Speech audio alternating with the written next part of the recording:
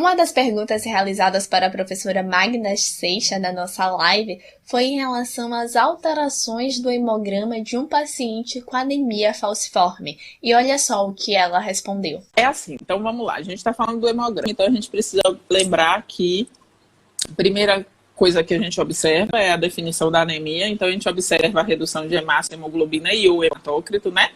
Que é o que, segundo a Organização Mundial de Saúde, varia um pouco. A Organização Mundial de Saúde inclui hemácia, tira a hemoglobina, a Sociedade Americana bota um, a Sociedade Brasileira tira o outro, enfim. Mas, de forma geral, a alteração desses dados hematológicos, hemácia, hemoglobina e hematócrito, vão caracterizar a anemia, né? Quando a gente for observar os dados hematimétricos, a gente vai verificar que eles são muito variáveis, a depender da condição do paciente. Então, se eu tenho um paciente numa crise hemolítica importante, eu posso encontrar um VCM mais aumentado, tá? Sinalizando a liberação medular de mais reticulócitos para compensar aquela destruição intensa de hemácias dos drepanócitos, né? Se eu tiver um paciente controlado, esses índices podem estar lá dentro da normalidade.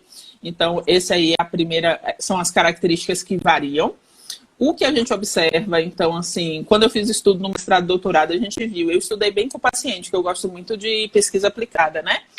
Então, eu acompanhei crianças e adultos durante um tempo, mais crianças, depois no mestrado, no doutorado eu incluí adultos, e a gente observava quais eram as alterações nos dados laboratoriais dessas pessoas. E aí a gente observa que frequentemente a gente vai encontrar leucocitose, é um achado bem frequente.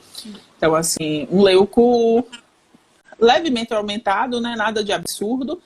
Muitas vezes a gente encontra neutrofilia, não necessariamente associada à presença de bastonetes, uma neutrofilia que está lá, porque na verdade a gente já sabe que a doença falciforme tem uma alteração de todo o processo sistêmico do organismo, inclusive alteração de quimiotraxia de neutrófilo, aumento de moléculas de expressão do endotélio e fazem com que haja uma ativação maior, né, desse sistema, e um aumento de plaqueta, que é um achado bem frequente também, que está relacionado exatamente, acredita-se, né, pelo fato de a trombopoetina e a eritropoetina terem uma similaridade bioquímica muito grande.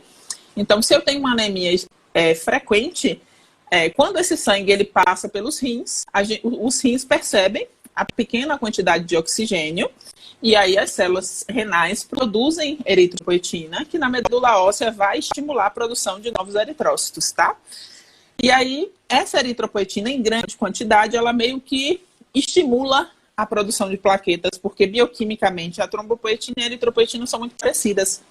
Então, não só na anemia falciforme, mas nas anemias graves, por exemplo, a anemia ferropriva, é comum a gente achar as plaquetas aumentadas. Então, né?